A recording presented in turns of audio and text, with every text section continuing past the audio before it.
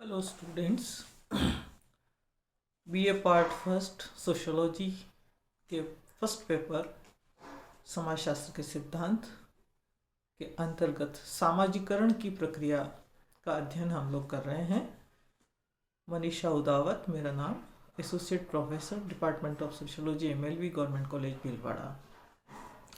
इस सामाजिकरण की प्रक्रिया का परिचय मैं पहले आपको दे चुकी हूँ और उसमें हम लोग ये जान चुके हैं कि सामाजिकरण हम किसे कहते हैं, इसकी विशेषताएं क्या है और इसके तरीके क्या हैं।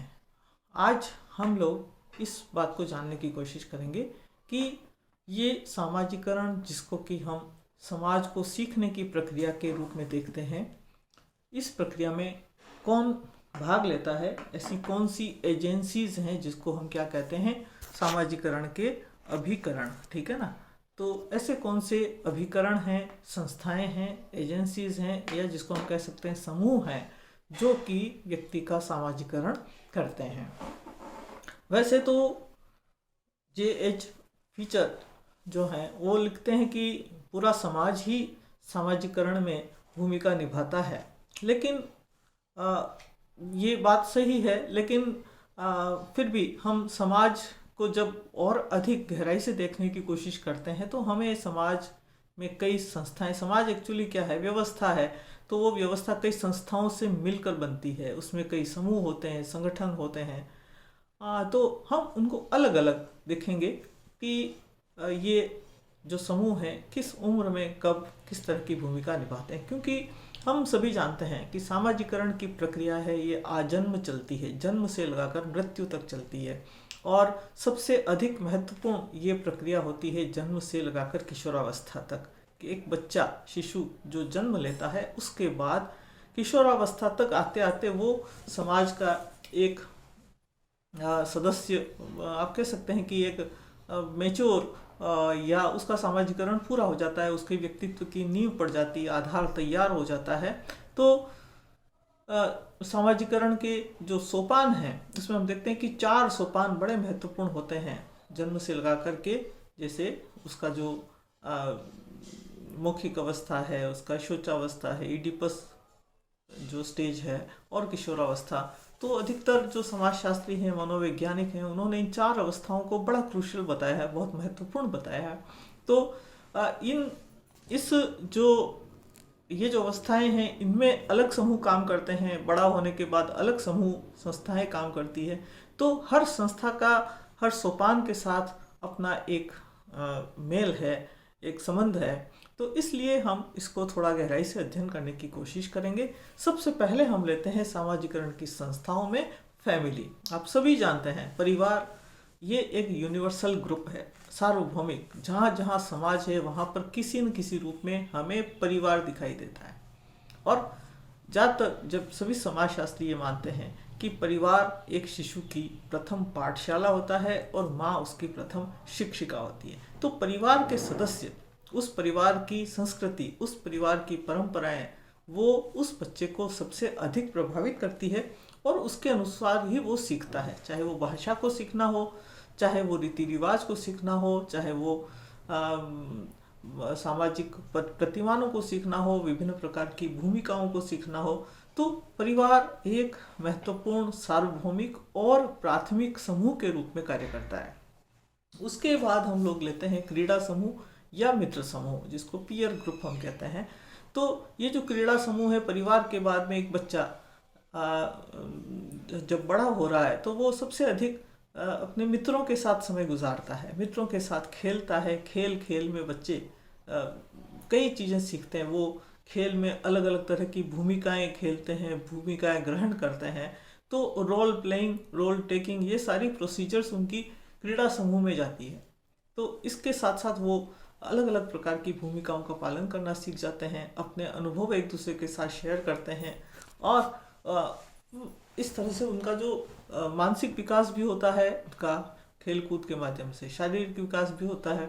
तो क्रीड़ा समूह या मित्र समूह भी महत्वपूर्ण होता है बचपन में। उसके अलावा जो तीसरा है हम लेते हैं पड़ोस, नेबरहुड, जो छोटे समूह हैं और छोटे समुदाय हैं, जहाँ पर लोग फेस टू फेस एक दूसरे के साथ प्रत्यक्ष संबंधों में बंधे हुए होते हैं, प्रतिदिन उनका जो इंटरेक्शन है वो ज़्यादा होता है, उसकी फ्रीक्वेंसी ज़्यादा होती है, उसमें हम एक और समूह को लेते हैं, वो है पड़ोस।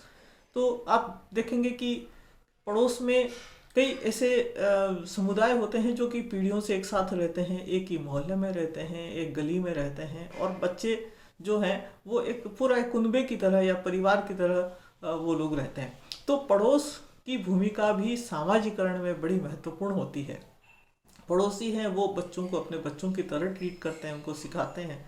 तो अलग अलग महानगरों की बात छोड़ दें, लेकिन जो छोटे शहर हैं, गांव हैं, ढाणियाँ हैं, तो उनमें तो पड़ोस बहुत महत्वपूर्ण भूमिका निभाता है। C.H. कुले की अगर आपने प्राथमिक समूह की अवधारणा देखी तो उन्होंने प्राइमरी ग्रुप जो कि सामाजिकरण की भूमिका में सबसे अधिक महत्वपूर्ण रोल प्ले करते हैं, भूमिका निर्वाह करते हैं, उसमें 3 समूह उन्होंने लिए प्राथमिक समूह में, परिवार, मित्र समूह और पड़ोस। ये 3 वो कहते हैं कि सबसे अधिक महत्वपूर्ण समूह है जो कि व्यक्ति के जीवन में प्राथमिक महत्व रखते हैं, प्रथम स्थान जिनका होता है।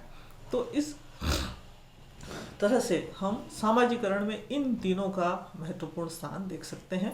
इसके बाद हम देखते हैं जो नातेदारी समूह, जो किनशिप ग्रुप है। और किनशिप क्या है? किनशिप नातेदारी जो व्यवस्था है, ये नातेदारी व्यवस्था बनती है वैवाहिक और रक्त संबंधों के माध्यम से।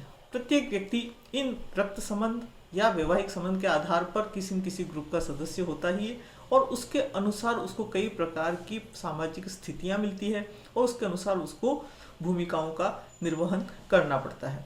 तो उन भूमिकाओं का प्रशिक्षण उस नातेदारी समूह के अंतर्गत ही उसका प्रशिक्षण होता है, वो सीखता है नातेदारों के माध्यम से। तो नातेदारी समूह खास करके परंपरागत जो समाज हैं, जहाँ प्रथाएं ही राज करती हैं, प्रथाएं कानून के रूप में होती, वहाँ नातेदारी बड़ी महत्वपूर्ण होती है।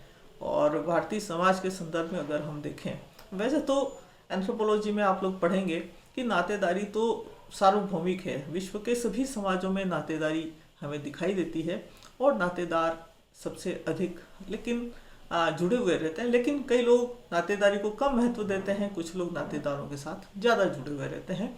तो ये नातेदारी समूह भी एक शिशु को या एक व्यक्ति के सामाजिकरण में महत्वपूर्ण भूमिका अदा करता है।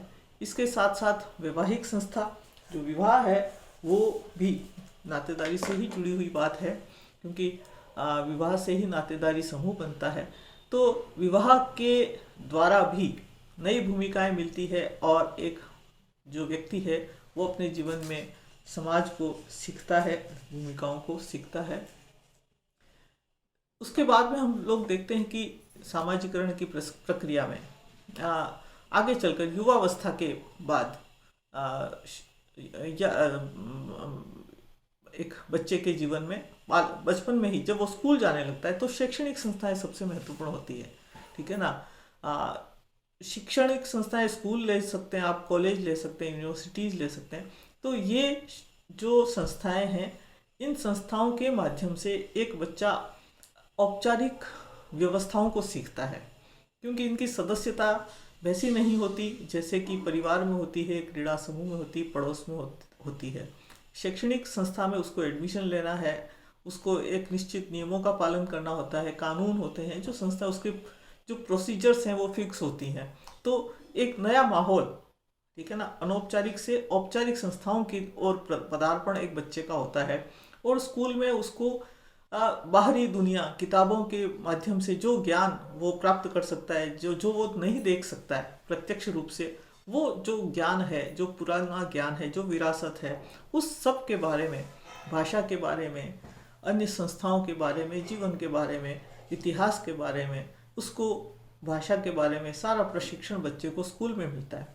फिर स्कूल में टीचर की भूमिका बड़ी महत्वपूर्ण होती है। जो स्कूल में उसके साथी हैं, क्लासमेट्स हैं, उनकी भूमिका बड़ी महत्वपूर्ण होती है। उनके साथ भी सामूहिक व्यवहार सीखना, जो खेलकूद गतिविधियां होती उससे डिसिप्लिन सीखना, एक स्कूल का जो अपना प्रशासनिक व्यवस्था होती है, और बच्चे को उस जो अपेक्षाएं होती हैं उनको पूरा करने के लिए भी उसको अपने आप को डालना पड़ता है। तो स्कूल सिर्फ ज्ञान ही नहीं देता, ज्ञान भी देता है, उसको डिसिप्लिन भी सिखाता है, उसके व्यक्तित्व के लिए क्या आवश्यकताएं हैं, उसको किस तरह अपने आप को विकसित करना है, उसके जीवन के मूल्य क्या होंगे, उसका भविष्य कैसे बनेगा, ये सब कुछ शैक्षणिक संस्थाओं में बच्चा सीखता है। इसी तरह से मैच्योरिटी के बाद राजनीतिक संस्थाएं हैं, आर्थिक संस्थाएं हैं, धार्मिक संस्थाएं, सांस्कृतिक, व्यावसायिक समूह, ये सारी संस्थाएं ऐसी हैं जिनमें कि व्यक्ति की जो सदस्यता है वो ऐच्छिक होती है, अनिवार्य नहीं है। ठीक है ना। तो ये सारे औपचारिक समूह हैं और इन औपचारिक समूह में व्यक्ति अपनी आवश्यकता अनुसार इन समूहों का, राजनीतिक समूह है, चाहे आर्थिक समूह है या धार्मिक समूह है, इन सब का व्यावसायिक समूह है, उनमें अपनी भूमिकाएं ग्रहण करता है और उन भूमिकाओं के अनुसार उसको किस प्रकार का व्यवहार प्रदर्शित करना है, उसके क्या व्यवहार प्रतिमान है, क्या नॉर्म्स हैं, उनकी वैल्यूज़ क्या है, उसके जीवन के लक्ष्य क्या हैं, वो सब कुछ उसको इन संस्थाओं के माध्यम से सीखने को मिलता है। तो ये सब कुछ हमने कहा कि जन्म से लगाकर मृत्यु तक एक व्यक्ति सीखता है। तो प्रारंभिक जो उसका जीवन है उसमें वो जो प्राथमिक समूह है उनके माध्यम से सीखता है, लेकिन उसके बाद में जब जैसे ही किशोरावस्था के बाद युवावस्था में आते ही वैवाहिक संस्था महत्वपूर्ण हो जाती है, राजनीतिक संस्थाएं, आर्थिक, धार्मिक, ये सारी संस्थाएं जिसको हम द्वितीयक संस्थाएं कहते हैं, द्वितीयक समूह कहते हैं, जिनका दूसरा स्थान है और जिनकी नेचर किस तरह की है, औपचारिक, ये संस्थाएं महत्वपूर्ण हो जाती है। तो कुल मिलाकर के हमेशा ही जीवन में प्रत्येक व्यक्ति कुछ न कुछ सीखता रहता है और जिन समूहों का वो सदस्य बनता है वहाँ पर उसको अलग अलग तरह से नई भूमिकाओं के अनुसार आचरण करना सीखना पड़ता है, व्यवहार प्रतिमान उसको आंतरिकृत करने पड़ते हैं, मूल्य आंतरिकृत करने पड़ते हैं। तो ये हमने देखा कि किस प्रकार से विभिन्न प्रकार की संस्थाएं या अभिकरण हैं वो व्यक्ति के जीवन में काम करते हैं, लेकिन सबसे अधिक महत्वपूर्ण जो है वो प्रथम 3-4 जो समूह मैंने बताया, प्राइमरी ग्रुप, प्राथमिक समूह, उनकी भूमिका होती है।